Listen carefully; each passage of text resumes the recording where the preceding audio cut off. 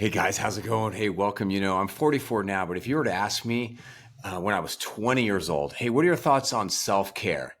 I'd have been like, what's that? If you were to ask me when I was 20, maybe even 25 years old as a married man, hey, what are your thoughts on mental health? I've been like, yeah, mental health. I don't know. That's good and all. What do you want to talk about? What about it? Mental health? Isn't that like what happens? Like you need to go to a psychologist or a shrink or something? Like if you got like really, really bad health in your brain? Like, oh my gosh, I've come such a far ways from those youth days of my dumbness, even though I can't speak sometimes even about it. And here today, now this term self-care has become a very normal term for many of us. Now, all of us know the importance of having healthy mental health, healthy emotional health, how it's all connected to our physical health. And we know now that self-care needs to be a part of everybody's life. We need to not only practice what we preach, but we need to teach it to our kids, teach them, because parents are teachers and every home's a school. Man, my early marriage with Danielle, it started off we had problems right off the bat, Jordan. Right off the bat, it was tough. We were living in grad school right by the Golden Gate Bridge. We were both young and dumb, and we were having a hard time communicating in our marriage. And so we heard, hey, you got to maybe take care of your marriage. You got to take care of your mental health. You got to like maybe get away and do self-care things. Like, okay, all right, what do we do? Yeah. So there's this marriage retreat that we heard about, and our friends encouraged us to go to it. It's called A Weekend to Remember. Oh. It still exists. I'm sure it's great. I'm sure many people go to it every year. I'm sure they love it. This one was happening at a local convention center, like at a hotel. And so the goal was to go there. You spend 2 nights in this great hotel, and then you go down to the conference center and you hear from these great speakers. You do these activities. On paper, sounds like great self-care, doesn't it? Sure, man. It sounds super great. Sounds like a lot of work too. Sounds like a young couple going to take care of their marriage by going to a weekend room. Oh crap, dude. Here's the truth of the story. We freaking fought the whole time. We were arguing so much we didn't even get out of the hotel room. We even stopped going to the meetings. It sucked. Talk about self-care. No. Yeah, we call it now a weekend to forget is what I call it. In fact, every time I hear a weekend to remember, I can't even help. All I can think about is weekend to forget. So how true is that?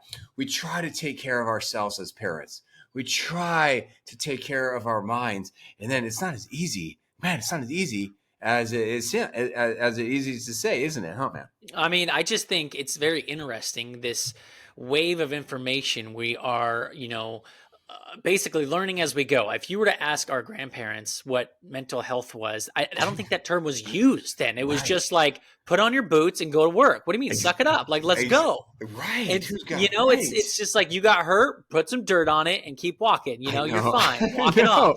So it's really interesting how we're changing. You would hope for the better. It's just completely different dynamic. Oh, love it. Love it, yeah. And it's really a good change that we're listening to podcasts, we're making podcasts, we're talking about these things. You got any stories about self-care, man? So the other day, I'm just going to throw off something that I witnessed the other day. You go to the salon, we cut our hair, whatever you want to do. But mine's like one of those ones where it's like, you get your oil change there if you want. I mean, you could do anything you want. It's like, okay. You want a pedicure? Sure. Right over here. You want a massage? Okay. Come over here. You want your manicure? Nice come over spa, here. Lots of services. It's just lots of services. It's very nice. It's close to the house and I love it. It's quick, easy, and simple. But I was just getting my hair cut and, this I would say this high schooler comes in and she was like, I'd like to get my eyebrows done. And she was somewhat of a frequent, guest.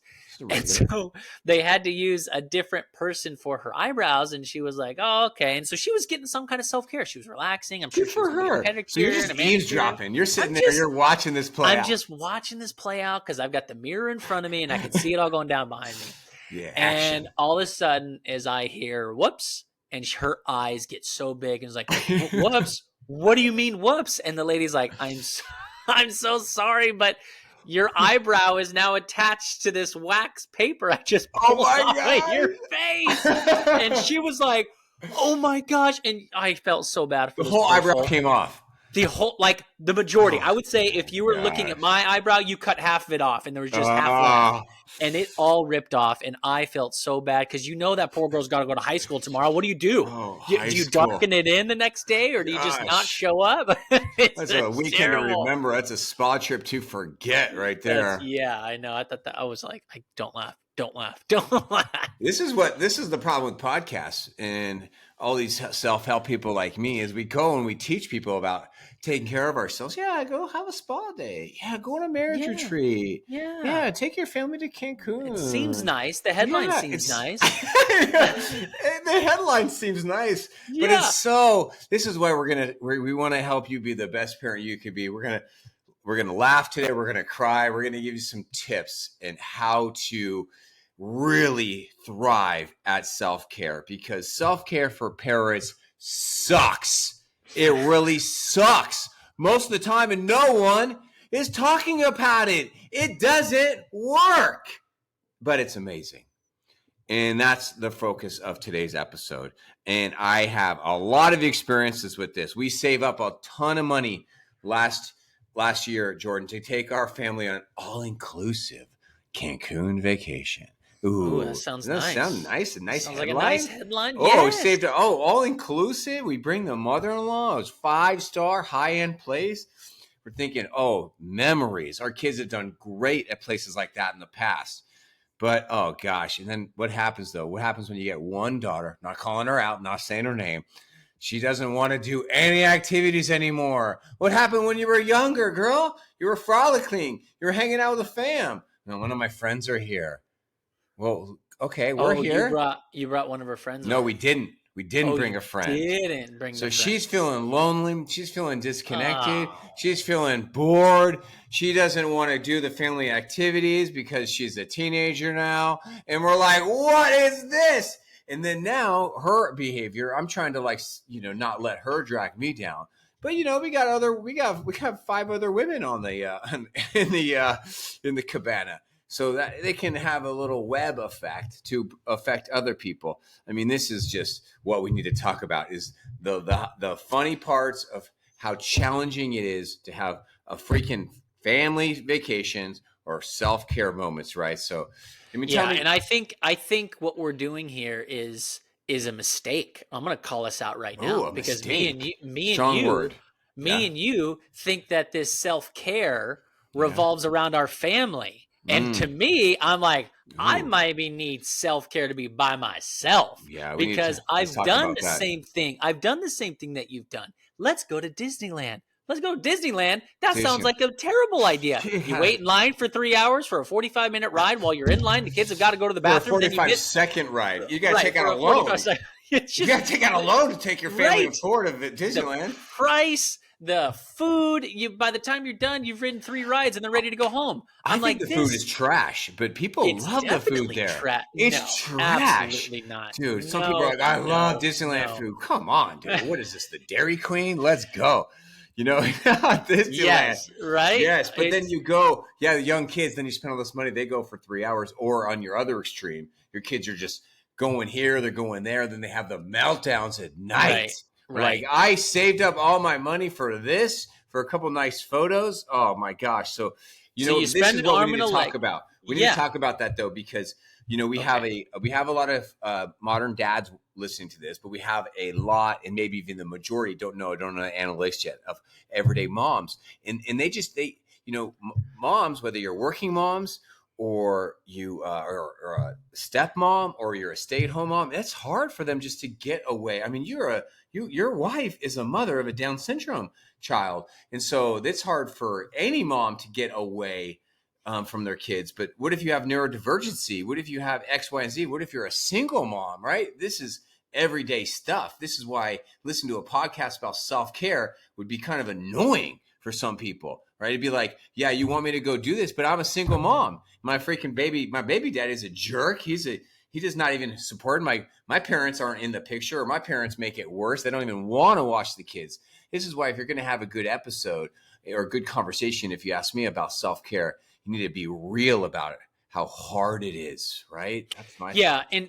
and I get where you're coming from, but I also think it's our idea of what self-care is. I think social Ooh. media, Instagram has made us think that self-care is something that might not be realistic for so Hmm. many of us. Let's go back to the conversation about the single mom for a second. Okay. Self-care self-care might not need to be a weekend away at a hotel getting pampered because that might be But unrealistic. that All sounds right. nice though. Maybe it does sound nice, but what I'm saying is maybe the idea of self care is a little bit of something for me every day that helps me keep my Hmm. batteries charged. Maybe it's waking up a It's little good. early, reading a portion of the Bible, something that can Hmm. help me there. Maybe it's yoga. Maybe it's a little bit of working out. A little bit of something I feel Yeah. like can Yeah. still go into that category of self care. Wouldn't you It's, agree? I totally, I totally agree. So please tell me more, because this is like why we're doing this episode. We want to help people to be intentional about their self-care and to be committed to it and to find ways of making it happen. Because what you're Yeah. just saying there is you're actually giving people,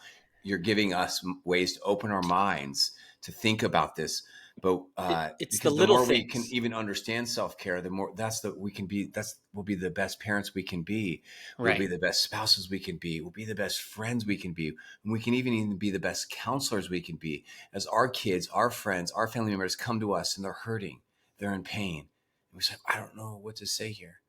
I don't know what to do. And let me tell you, as somebody who's a professional in this field, one of the best things you can do to counsel somebody and to care for them is encourage their healthy self-care. Right. And that should encourage us all, because it's not like rocket science. It's like, yeah, you can, when you want to go tell someone to go to therapy, therapy can be expensive, but some of the things that you're going to hear from Jordan and I here today are free. We can all do them. So please continue. Tell me some more thoughts So on what I was self-care. thinking, I wanted to just make sure that everybody understands that, like, you don't have to think self care is the way that society says self care is. And if I go to the far end of the other side of so many of us who be like, I need me time, I Mm, need to go on a trip, I need to do self care, and then it becomes this like mm. excuse, right? Yeah, It's like I've noticed there that. has to be a solid balance. And it's like, if all you're doing is thinking, hey, I need some me time, I need self-care, then you're really not doing what I feel like is our purpose here on the Mm, planet, right? wow. Maybe to Yeah. do work or to build in someone a relationship and to help push someone. I mean, how are diamonds formed, right? They are formed by pressure. So if you just Yeah. are always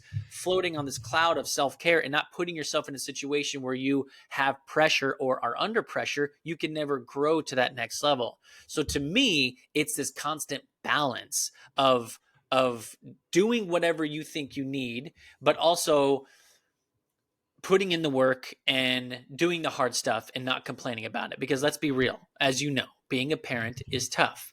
Having a spouse can be tough. But when you Hmm. work together and figure this out along life, I feel like the reward far outweighs the potential problems that you run into to get there. Oh And gosh. so this self-care can help. And self-care can be different for everybody, right? What a Yeah, it needs to woman's be. idea of a self-care day versus a man's idea of what a Yeah. self-care day looks like, Yes. those are different. I'll share mine with you a little later, but Yeah. mine's completely different Oh, mine's when I so go out, different. right? It's so Mine's different. different And today than it was 5 years ago. Right. And that's true that's too. part of self-care too. It evolves and it shifts as our kids change, as we change. You said two things that I really want to keep going over more in this episode as we chat is our in many ways our society, this is my opinion, the psychology of parenting has become a much less selfless. I'm sorry, more selfless in the last 10 years. Like we have a lot more parents that are just talking about good parenting, putting the, caring for the kids, loving the kids, being emotionally caring to the kids. But we also have like this thing when you said this me time, like that can be really perverted. That can be really like distorted is the better word I should have used. It could be really like taking advantage of these parents, like feel like I have to get away. And they can, me time is, it can be a great time, but me time can be really destructive in a family, or if you have a spouse or if you have kids. And I think this is why the key of when we do self-care, we don't want to just do self-care. We want to do like a healthy self-care. And I think you're really hitting on some good points here that people don't really talk about. So tell me more thoughts what's your thoughts on how to have healthy self-care then? And how do we figure this out in this, what's so hard? I think what's interesting, and I am talking on behalf of someone who is married, right? And so Okay. it's a balance with your spouse. So I think where you're alluding to is it can be distorted, especially if the idea of self care turns selfish. And you're like, Mhm. well, I'm better when I do this. And then the problem is if you're spending more time away from your loved one or your family, then it can actually harm you and it's not It helping can. you.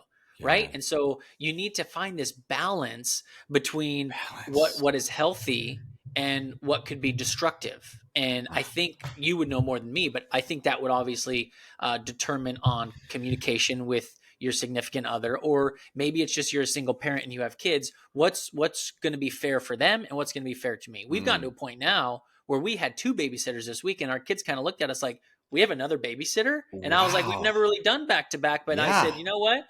We're getting to a point where we're enjoying a little bit more of mom and daddy time, and then Yeah. we'll be back in full force for the week and into next weekend." So let's talk about what you just said, because something must have happened in your mind. So if you're listening to this, if you're having a hard time with self-care, or even if you're thriving with your self-care vibe, I want you to think about your thoughts for a second. Like, what are the thoughts that went through your head, Jordan, and your wife, Danny, that led you to make that decision? Because I want to share with you things that I've noticed in working with y'all for 24 years, 3 self-care killers, right? So if you've ever felt like, I just don't have the time, I don't know how to do this, I'm a mess, I'm an angry person, I don't want to be angry on my kids. I work so much. I'm a single parent. I'm a step parent. I'm a grandparent. I'm a caregiver. I don't know how to do this. I know, but there's just so many obstacles. Jordan, that's like, it's got to be like probably around 50% of the people listening to this right now related to what I just said.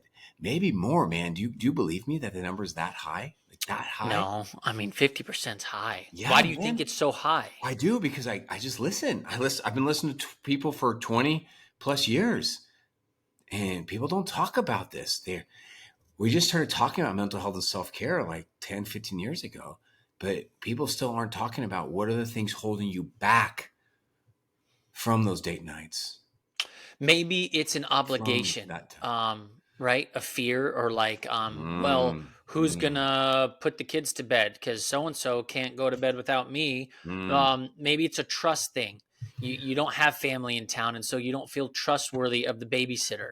Well, Maybe those are some obstacles that I went through. yeah, I mean, I've yes. never lived in a city with my parents since I left high school. I have had Okay. no family to help watch my kids. We had twins Super early normal. on, Yeah, super and common. we didn't have a date night for a long time.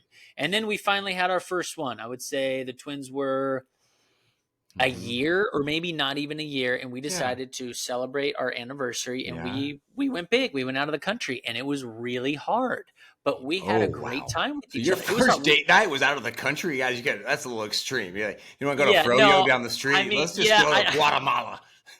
Jeez. yeah, we probably did a date night here or there, Yeah. but the reality is our first real, like, hey, let's take a step away from the kids for a second. It was tough, and we went a whole week, and we missed them dearly. And sometimes recharging your batteries or me time can be time with the family, but we learned a lot, and it can, I feel like it can, you could get caught up in this family situation, Sean, for years, where 18 years go by, They you've got do. a kid, and you don't even realize who your spouse is anymore. And you have a kid-centric home where your whole world revolves around your kids, around their softball, around their Right. swimming, around their neurodivergency, around their problems because they don't want to have a babysitter, around you feel like you don't want to invest in a babysitter, but instead then you go and you buy your kid a $600 computer gaming console.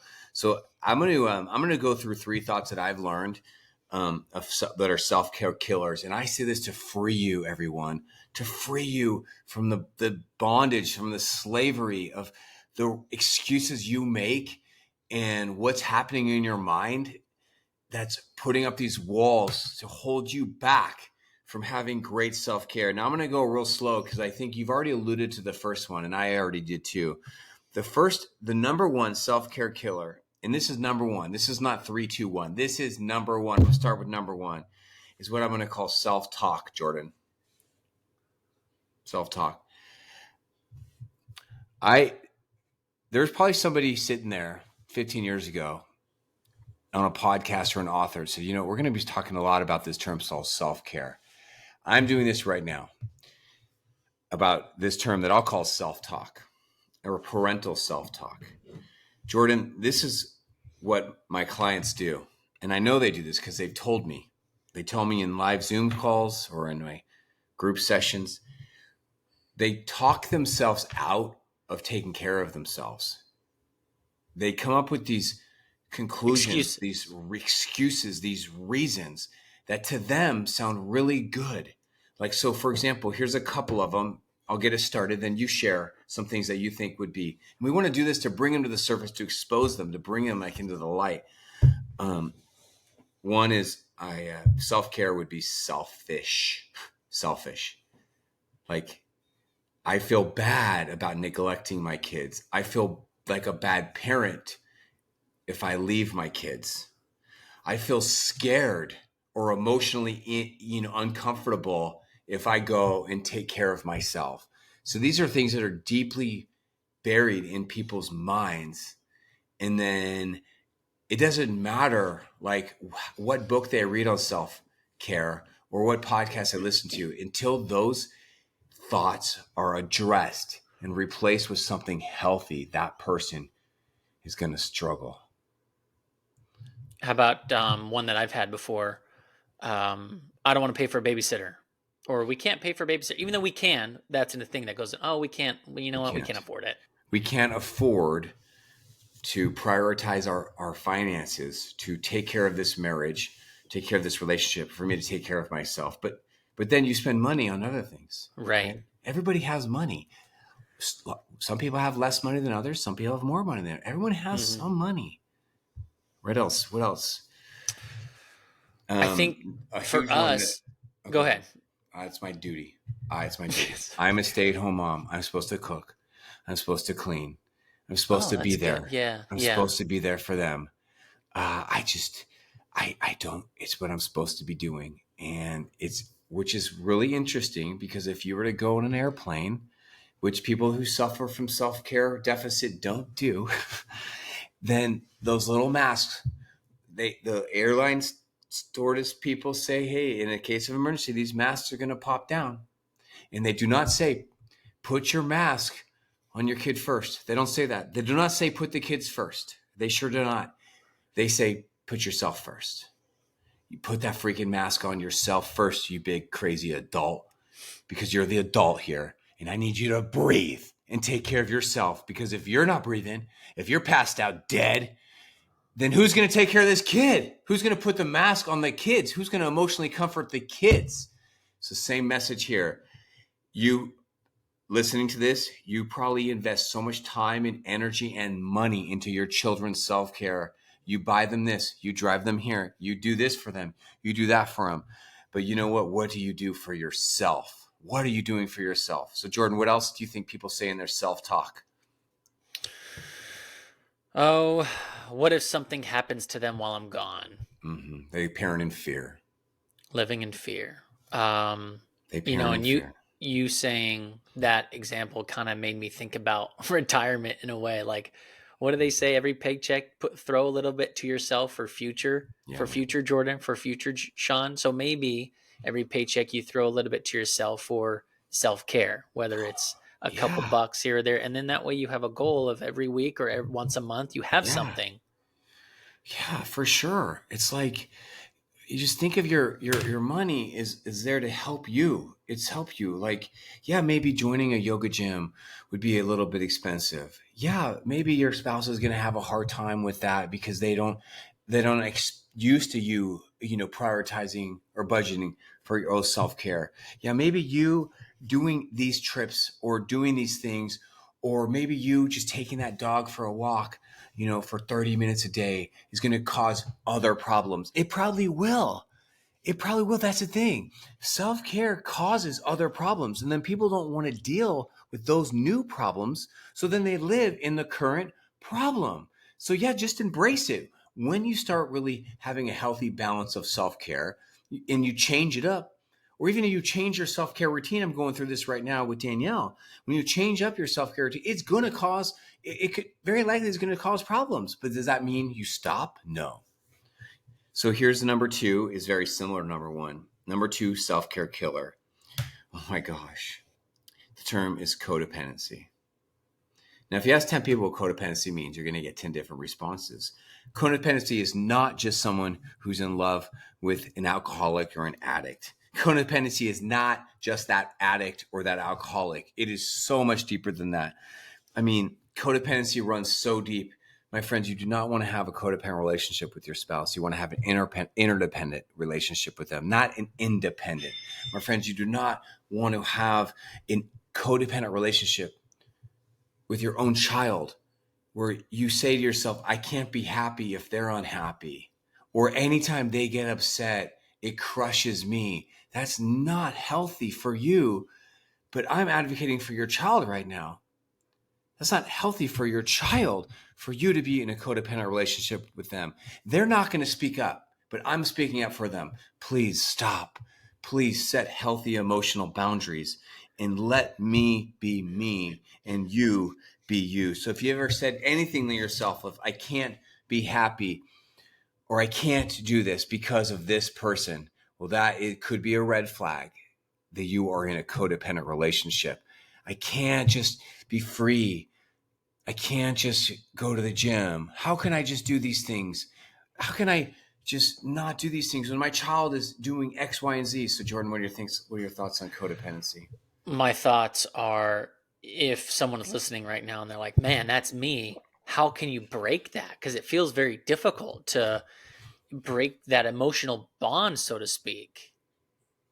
Well, I help parents to do that every day in either private sessions or my courses.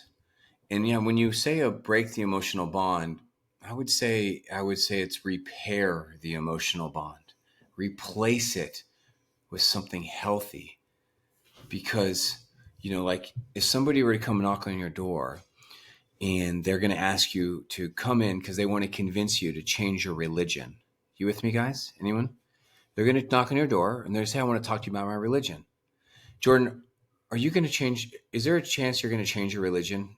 Is there from that person? No, me neither. There's not. No. There's no chance, right? But I'm always curious. I'm like, yeah, let's talk. It's not happening with me either. But let's say that person is like, oh, I'm really sad. I'm really bummed because you didn't convert to my religion. Is that going to ruin your day? No. Because you're not in a codependent relationship with that person. Right. If a homeless person says to you, hey, I need you to give me $20. Otherwise, you're really going to ruin my day. And I hope you have a horrible day. If some homeless cracked out person, that's going to be weird. But is that going to ruin your day? No. Right. Because you've set a healthy emotional boundaries with these characters.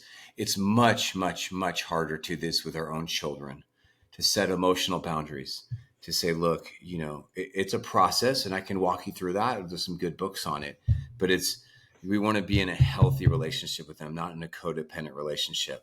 Because if you think about this, guys, think about this. Let's say that you run into some money. And so you plan like this amazing trip. You go to this tropical location, then you go to this tropical location, and then it's an amazing trip, like a dream trip. You with me, Jordan? Yeah, like in the Caribbean. You're just hopping from one island to the next. Want, yeah. Sure, yeah. But while you're doing that, you're filling your mind with negative self-talk. And you're filling your mind with codependent thinking. Are you going to have a good time on that trip? No way. How many people are, living that dream right now that are unhappy? You know what I mean? It might be like how tequila affects you. You might feel it for a couple of minutes, feel good. But, everywhere you go with you, right? So if you have a really toxic self-talk that's sabotaging your self-care, or if you've got a really toxic self-talk that's really, you've got a codependent relationship with something or someone, before you spend money on these things, you gotta fix your head. You got to get your head into a healthy spot. Does that kind of make sense? Yeah. And some people, they just say, oh, I just need to move to Alaska. That'll solve my problems. I should I'm gonna move to go to Hawaii. Florida. I'm gonna go to Europe. I'm gonna sell everything and start over. I should have divorced. Sure. Then I'll be happy. Once Oh, I they just turn got 18, once they Oh, get when out of they the turn house. 18, then Oh, I'll be free, right. right? No. If you said that to yourself, I've got good news for you. You can be happier now. You can. You can find joy and contentment in your circumstances. Oh, I got some great stories I'll tell you in future podcasts about how I spent 12 years volunteering at San Quentin prison in California, working with inmates, playing basketball against murderers, against drug dealers, against gang members. And what I've learned from these men, these grizzlied old men, about the mind. Gosh, can't wait to tell you about that. Number 3, self-care. Self-care killer is a lack of physical boundaries or emotional boundaries. So let's say you're trying to take the dog for a walk for 30 minutes because that's a great thing for you. Or let's say that you just having like 20 minutes of conversation with your spouse a night is part of your self-care routine. Sounds pretty nice, right? Sounds healthy. Sure. But let's say that you have a 4-year-old or a 14-year-old and they're coming into your space, bothering you, and you don't know how to set boundaries. You don't know how to humanize yourself to your kids. You don't know how to set those boundaries and keep them. How can you have self-care if you don't know how to set boundaries? Yeah, because you could be in the midst of your self boundary and they come bursting in and it completely ruins it. Therefore, you didn't have the time for you that you needed. I mean, the list goes on. Let's just say sex. Let's say there's let's say the podcast called Sex, or how to have great sex with your partner, making love. But if you don't know how to set boundaries with your children and they're barging in on you, how can you do that? Right? Right. And I that mean, starts at a young age, I'd imagine. yeah, you can start setting boundaries if your kids are 18. But it's a lot easier, when they're 2. Mm-hmm. Is that kind of, what do you think about my 3 self-care killers? Self-talk, I think codependency, and self-talk. lack of physical Yeah. boundaries. Yeah. That self-talk one, I think so many of us can relate to because we can come up with excuses for everything as to why to not do something for ourselves. And then, of course, diving deeper, you get into the codependency that maybe we realized we didn't have. And now we're like, oh man, maybe there's something here. And then last but not least, even if you master those two and you've got the lack of physical or an emotional boundary, that Right. could therefore screw everything up. And so you really need to master all 3 categories. Yeah, two images popped in my head. Image 1 is of a man who works 45 hours a week. Maybe he's got a commute, and he comes home and he plops his butt on that same couch, that same chair, and put Oh on that yeah. same stupid channel Oh yeah. 5 days a week. Give And me a then he beer. Cerveza, please. and then he wakes up and he does it again, maybe on Yeah. Saturday. And maybe he's learned the term self-care and he's convinced himself this is self-care. Put on some Netflix. So dumb. Got to catch up on No, Ozark. there's a big difference between healthy self-care, which I'm going to talk about in a few minutes, versus avoidance. There's a big difference between healthy self-care and addiction. There's a difference between healthy self-care. Almost said selfie healthcare. I probably did. I know you did. I did. No, you got it.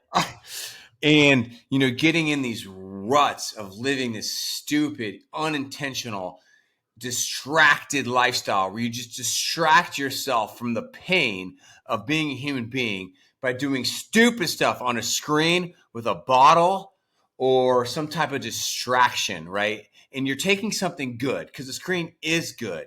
A bottle can be good and you've abused it. That is sad. And let's all avoid that. And we've all struggled with that. I'm speaking to myself right now in that same salty tone I have. You know what I mean? I've been there, done that, man. I mean, a lot of us don't realize that our self-care maybe is an addiction. That's something that we now need to really dive into and think about, because how do you know when the self-care is healthy versus, okay, this is Ooh. becoming an addiction and becoming a problem. Can I talk about that in a few minutes? But before I do, can I ask you, tell me, what do you do, man? What do you do to take care of yourself for self-care? So to me, it's like I try to be as present as possible at the stage of life I'm in. I've had to learn Okay. as much as I can to not, Present. no I FOMO. Okay. No First of FOMO all, what you anymore. just said is just, I got to cut you off because what you said was incredibly deep. And I don't know if people really heard that. The first thing you thought of was not golf or hunting or TV. The first thing you said is beautiful. I try to be as present as possible. I love that, man. So please continue. Sorry about that. I want to make a scene there. No, yeah, I was leading up. I was trying to make myself not seem so selfish. So I wanted to start off with something good like that. It's like, it's Yeah. like, Sean, you're a great coach, and you do this really well. However, so Hilarious. Jordan is really present. He tried, if my son, any of my kids, hey, Dad, can we go jump on the trampoline? Hey, can we go play basketball? I try to say yes as much as Oh, possible. I see that. I feel Anytime that with you. my wife is like, hey, I've got this, I'd like to do this, my girlfriends are doing this, I'm like, yes, yes. So I'm trying to be a very good yes person and a present Oh, person. yeah. Yeah. Therefore, Yes, when person. I come to the It's good. table, I'm hoping to get a similar response, which Mm.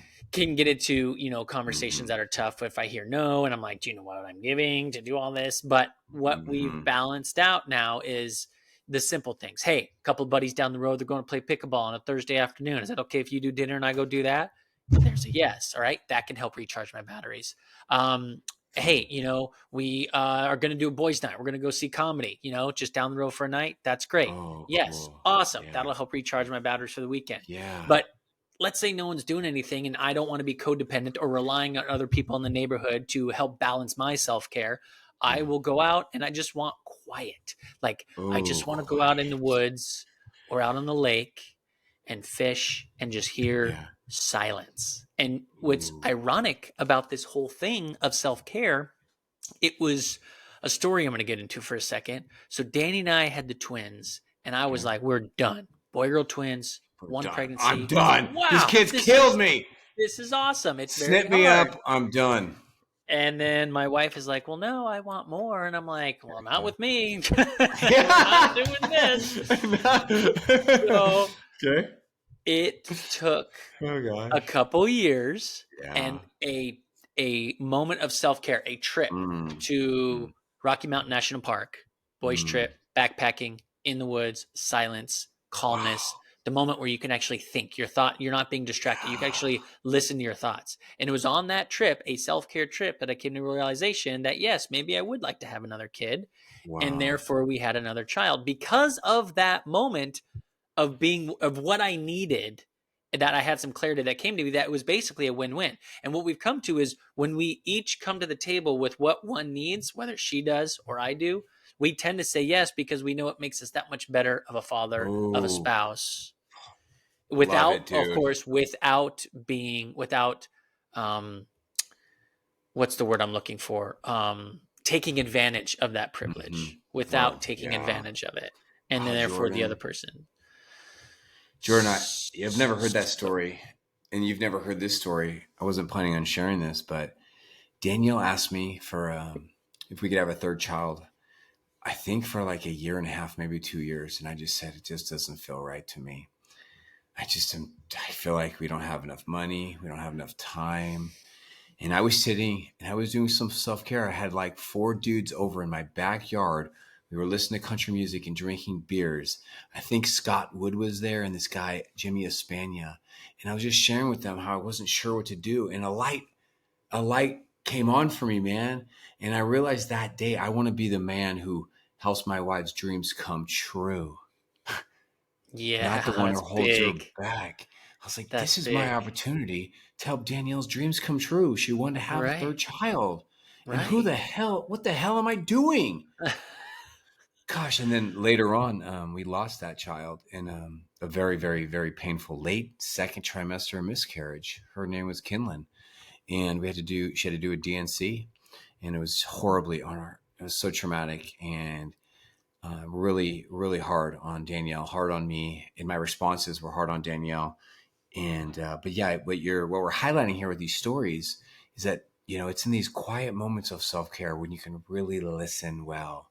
You can listen to your heart, you can listen to God, you can listen to your spouse. So I'm really glad you shared that story. That really brought up that story for me. I'm glad you shared that story too, because I think the important thing here is if, whatever your self care thing is, if it gives you time to be with yourself, there's stuff we're constantly learning about ourselves. And if I'm not distracting myself with a screen or a Right. book or something, then I'm actually able to listen to my thoughts and hear what's going on in there rather than just distracting it. Or like you said, with a bottle or Mm-hmm. with Mm-hmm. smoke or a substance or whatever it is. And Yeah, buddy. I think that was kind of a win-win on both those stories. Yeah, man. Especially once you guys, had another child after And then that. we did. You've We got did. Then three. we had Yeah. Right. another child after that. Her name is Kenzie, and she's 6 years old today. Yep. Yeah, man.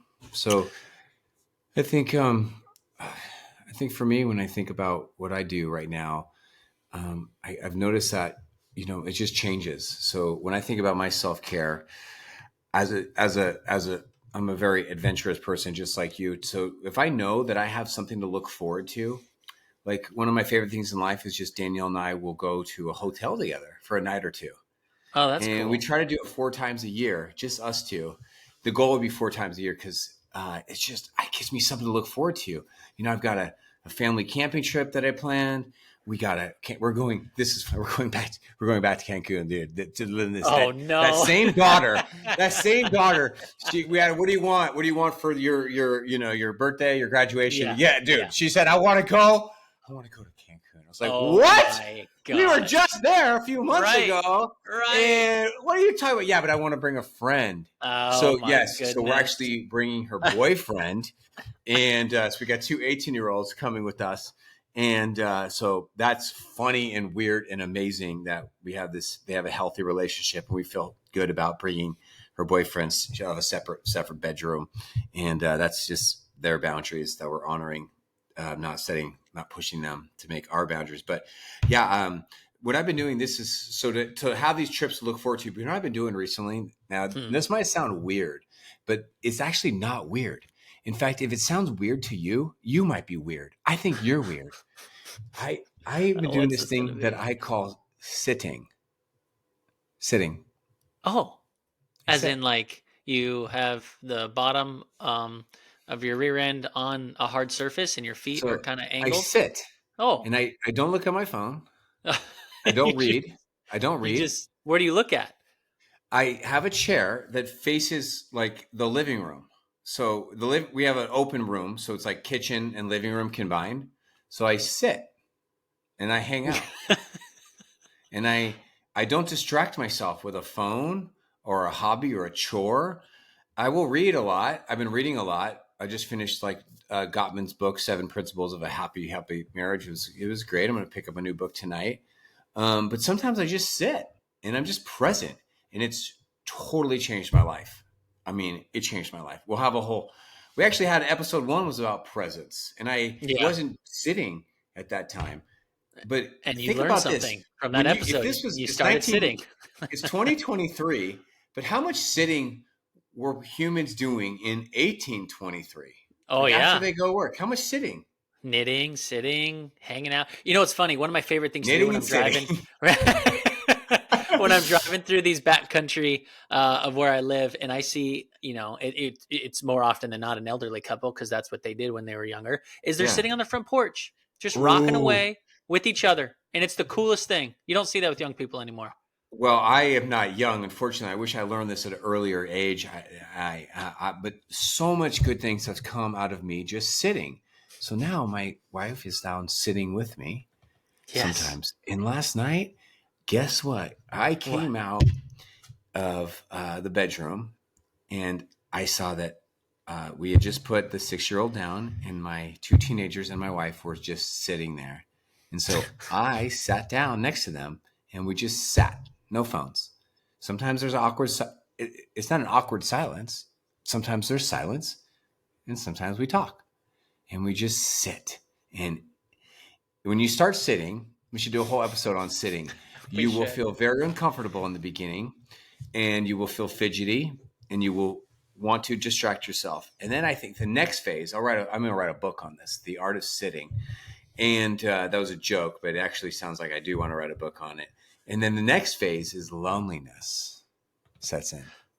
I think and when we do this episode on sitting, I'll practice the part of knitting, and then we can call it sitting and knitting. Yeah, because right, you have to decide, is knitting distracting me from my presence? Right. Or is it actually just a way of fidgeting, in my presence? Well, dude. So is sitting, I'm assuming that is one of the ways that helps you measure your self-care. Oh, it's been incredible. Sitting. So then yesterday we have a new puppy. So we live right on a lake. So just taking a 6-year-old and a puppy who's like a 6-year-old, just walking on the water. I was like, dude, this is like the best part of my day. This is so fun. Just walking with a dog is so fun, man. That's so funny. I told you, it's the simple things in life that help with self-care. It's the simple things. I swear. I tell you. So sometimes I do make TikTok videos if I feel stressed, or I'll edit them. So that's it. But oh my gosh, but it's the simple things in life. It's like we're on a fancy podcast. People are jogging as they listen to us. So if you're jogging right now, I just want you to say, what's up? And if you're just sitting right now, listen to the podcast, shout out to you. Yeah. Keep it up. I've been listening to jazz music recently. That's how old I'm getting, dude. Just sitting with some jazz, dude. I'm getting to the point of life, too, where I'm like, you know what? I think I want to take on piano. Put the phone down, not watch any Netflix, and just learn an instrument. That's on my bucket list. My mom's an extra musician, a brilliant piano player. It's a beautiful instrument. Yeah, just that, that could be distracting, I guess you could say, in terms of sitting, but at least it lets your mind just get creative and wander, and that definitely. I think the moral of the story here is just put down the phone and be. Maybe that's as easy as self-care. Get into just simplicity, right? Mm-hmm. Throw some rocks into the creek. I don't care. Mm-hmm. Yeah, man. Well, all right. So can we move on to Ask the Family Coach now? Let's do it. I've been looking forward to this the whole episode. All right. So in this version of Ask the Family Coach, we want to really have you break down for us the keys to not having self-care suck, but how to make self-care amazing. Okay, these are all things. Tip number one. I got 3 tips for you. I got 3, 2, 1, with the most important one being last. It's something that we've alluded to all these in this episode, but the first one, the number 1 tip, it changed my life. I think it's going to change yours. It's so, so good. Okay, number 3 tips. Keys to not having your self-care suck is intentionality, right? We've got to be intentional about it. Intentionality, it means like realize like some things we do, or we just do them subconsciously. Like we don't really think about them. Like they come out of our mouths because it just comes natural. The problem with self-care in 2023 is that healthy self-care, it doesn't come naturally to us anymore. That's weird. Like people weren't sitting there in 1823 talking about self-care. Like they weren't, because it just came natural to them. And maybe if you're living like in New York City in 1823, and maybe they were like, yeah, I need to get away to the park, or I need to have some, maybe. But I know now is you want to see what's important to you is you can open up your phone and you can look at your calendar. If you don't have a calendar, well, then you have like a calendar in your mind. But, you can see what's important to you by what you plan. And you can see what's important to you by how you spend your time. So if you're the type of mom that feels like you're just in the kitchen for 3 hours a day, we know what's important to you. If you're that same type of mom that says you don't have any time for self-care, well, then we know what's important to you. We know what's not important to you. Can I expand on that for a second? Please do. So one time I was interviewing Matthew McConaughey's wife, Camila Alves, I believe is her name. And she was, it doesn't matter what I was interviewing for, but I was like, man, this is the moment where I can like tap into their relationship. I'm curious, like, how do these movie stars who seem to be successful, right, how are they? They're so busy. They're all over the place. And it doesn't have to be movie stars. It can be anybody who's like a high profile, need it, right? Yeah. And I said, how do you guys stay connected? And she goes, we're so busy. We literally need to put it on the calendar. But we do it all the time. We have dates set up, and if it's on the calendar, we drop Yeah, everything buddy. and we have us time. And I was like, Oh, I love it. that's good. Here's a creative way of thinking about this. Okay, in World War One, they had trench warfare. So imagine here you are in France or England, wherever it took place, and you're covered in mud. And there's women there too. The women are just in the front lines, and they're the nurses, and they're doing very important things. So now how would somebody get into a jacuzzi if you're in World War One, Jordan? How do you think they had? I do know they had jacuzzis in World War One. How would one get into one? I have no idea. I know. Well, It's a weird question, isn't that's it? a weird question. Yeah, Super weird, right? I How don't does one? understand. So if it's in World War One, I think I'd probably be a chaplain, right? Yeah, Like chaplains, like role in the military.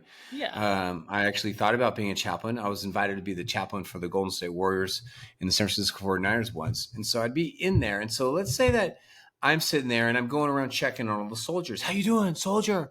I'm okay, good. All right, keep fighting, keep fighting. How are you doing? I'm good, Captain. I'm good, Chappie, Chap Sean. And then let's say someone comes up to me and let's just say, it doesn't matter if it's a man or a woman. Let's say, how are you doing? Oh, I'm not doing good. I was like, what's going on? Oh gosh, I'm just under so much stress. Yeah, it's pretty stressful here. It's World War One. It's like, yeah, what else is going on? Oh, it's my spouse driving me nuts. The letters, I really want to talk to you about it. Okay, yeah, let's talk. It's my kids too. Oh, your kids? Oh my gosh, they're so needy. I got one neurodivergent kid and they're driving me nuts. All right, let's talk. Do you think that much good talking is going to take place in the trenches of World War One with your chaplain? Probably not. Why?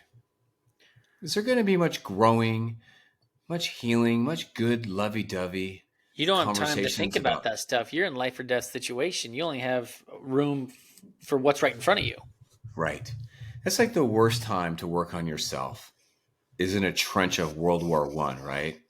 So if I was there, and if you were that person talking, and I would say, you know what, I'm really glad you're bringing up. This is important stuff, but this is just not the time or the place. You got to keep yourself alive right now. But hey, they got a jacuzzi over there, and I'm a chaplain. So how does this sound? Let's go get a meal together. Let's take a shower. Let's go in the jacuzzi and just talk. It'll be really nice. Does that sound good to you? You with me? Sure. And then in that jacuzzi, you'd be feeling good. You'd be feeling relaxed. And then good thoughts are going to come to your head. Good things are going to happen. Good conversation, healing, change. But to get into the jacuzzi, you have to be intentional. So when you think about self-care, if you're just like feeling like you're walking around and you're just a burned out parent, I've got good news for you. You can explore medication if you want, but whether you explore medication or you don't, you need more time for self-care. And this could be what I'm about to say could be the most important thing that anyone hears today. We all need self-care. But when life is really hard, we need a lot of self-care. So we balance self-care with what our needs are in that moment of stress. Doesn't that make sense? Yeah. So like if you Sometimes are we in a need bad more, sometimes we marriage, need less. yeah, if you're in a bad marriage, if you're about to lose your job, if you have cancer, fibromyalgia, if you feel like you have a neurodivergent kid, if your kid's going through a hard time, you need more time for yourself. But Sean, it's in these hard times that I have less time for myself. That's why I'm telling you intentionality. You cannot just go with the flow. If you went with the flow, every man out there would be wearing Kirkland brand clothes every day. We'd look like clones, right? You can't just go with the flow of life. You've got to take time out to assess your life with intentionality. That's big. I wouldn't even thought about that. Some of us said like, okay, I'm going to do something once a week, or okay, I'm going to do something once a month, or maybe once every 6 months. But the fact that we need to fluctuate it depending on our life circumstances that's big news. Well, the reason why people get up to maybe read the Bible every day or to pray or meditate every day is because you want to ideally every day we have moments, we have time for ourselves, for mindfulness, to slow it down. And we ask ourselves, am I on a good path right now?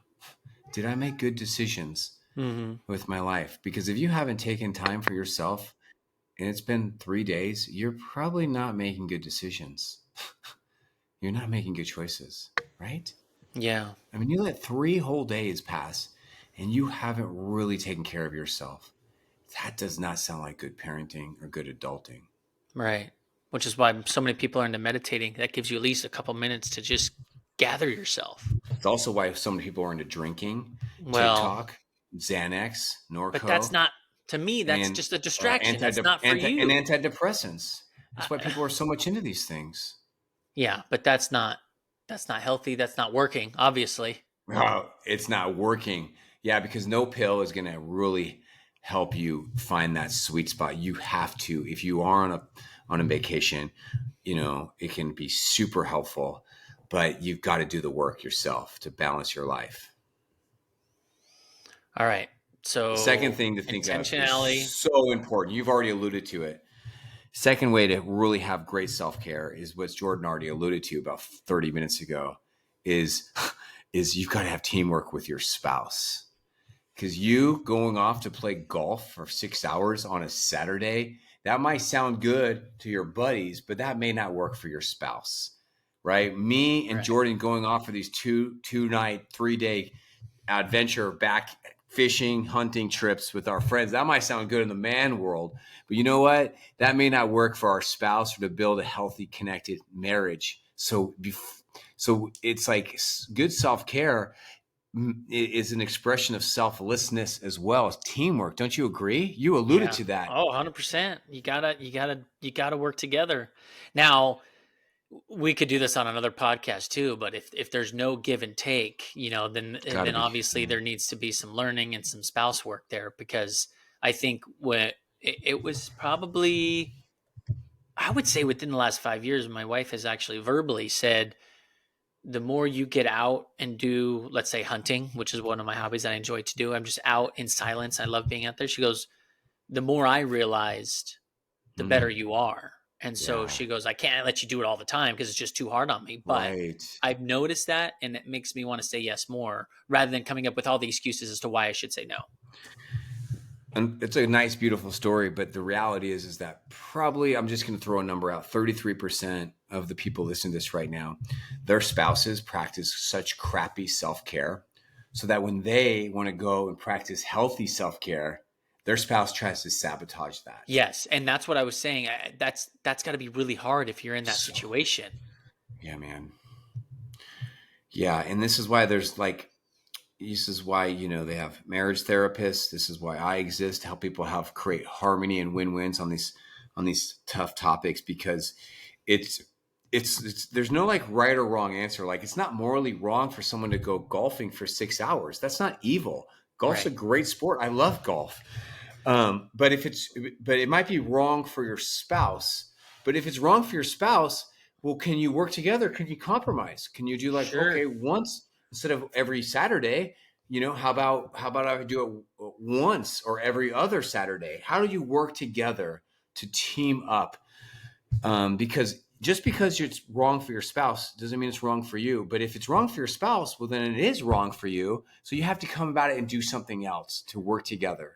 And Do that you is ever still so key. practice? I remember you saying something years ago where you would come up with a rating system and you would tell your spouse, how much is it, a 10? Is it so important? Is it like a Yeah, 6 that's or a something. 5? There you go. Yeah, that's something like whether you're making a decision on anything, whether you want to Right. be on time for this party, say, hey, how important is it for you to be on time to this party? Yeah, it's important. I want to be on time. Okay, like scale of 1 to 10. Yeah, it's like a 9. Okay, Yeah. okay. Wow. Oh, I didn't know that. Why is it Right. a 9? Well, because X, Y, and Z. Oh, okay, I didn't know that. Okay, we're on time for the party, right? Right. Right. Right. Yeah. Yep. Yeah, well said. That's good. Now, here's the number one thing that I found. Oh my gosh. My book is going to be called Schools Won't Teach This. I wish they should teach this. I wish I learned this as a young man. Is this Gosh, I in wish addition to sitting? I'm just gonna be. Is this sitting number 2? No, well, no, this is the actual book that's going to come Oh, out okay, hopefully okay. soon. I've been writing for 2.5 years. This is the real book, not some made up book. Okay, so how to make your self-care amazing. Here's a great word for you: percolating. Okay. When you think about self-care, I want you all to think of coffee. Think of coffee. I learned this from staring at coffee one day, sitting and staring at coffee. Okay, what is coffee? Well, coffee is a magical drink that many of us love and cherish, but it doesn't start that way. But it starts off as this bean, and then it has to go through this process where it gets roasted and burnt up so it turns into a black bean, like brownish black. And then the bean is kind of nasty. You don't want to eat it. You don't want to put it in your mouth. That's disgusting. So then it has to be grinded down, and we're still not percolating yet. Now it's in this like powdery type substance. But to make coffee amazing, it needs to go through this process called percolation, science-y stuff. So then you put in this machine, like a coffee machine or whatever, espresso machine, coffee. And then what happens is that this scientific process happens where it gets hot water is poured, dripped at a certain rate and a certain pressure over this. And then you just wait. And something magical happens to this coffee. And then this coffee, this bean, and this water turns into this drink called coffee. But the purpose of coffee is not just to sit into a cup and to smell pretty and to look pretty. Coffee's job is to be selfless. Coffee is a giver. Coffee cares about people. Coffee is meant to be drank and enjoyed, just like a beautiful car is not meant to be sat into a garage. A beautiful car is meant to be driven and enjoyed by human beings. So when you think about how to thrive with self-care, think of self-care not as you getting away, not as you avoiding. Self-care is not about you distracting yourself or from, and getting into mindless thoughts or becoming unpresent from the presence. The purpose of great self-care is for you to go and percolate and to take care of yourself. Why? So you can come back and pour your life into others. That's deep. I love it.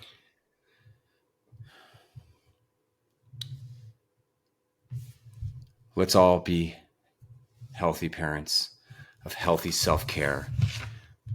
Our lives are not just for us. We live lives of leadership, lives of love, and the purpose of our lives is to pour our cup into others, pour our love, and to pour our wisdom into our children, into our spouses, and into this world.